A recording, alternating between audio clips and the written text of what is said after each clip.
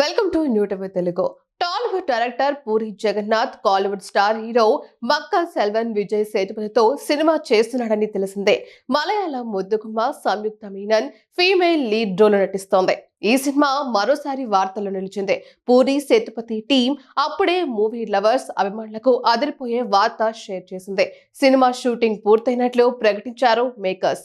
ఇక ఈ సినిమాకు సంబంధించి రాబోయే రోజుల్లో ఎగ్జైటింగ్ అప్డేట్స్ రాబోతున్నాయని టీం క్లారిటీ ఇచ్చింది.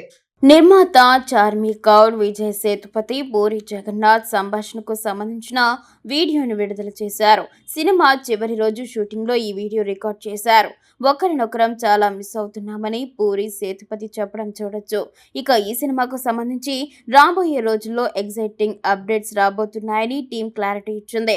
టైటిల్ను ముందుగా ఫిక్స్ చేసిన ప్రకారం ఈ ఏడాది సెప్టెంబర్ 23న లాంచ్ చేయాల్సిందే. కానీ ఆ టైంలో తమిళనాడులో దురదృష్టవశాత్తు ఊహించని ఒక ఘటన జరగడంతో వాయిదా పడింది.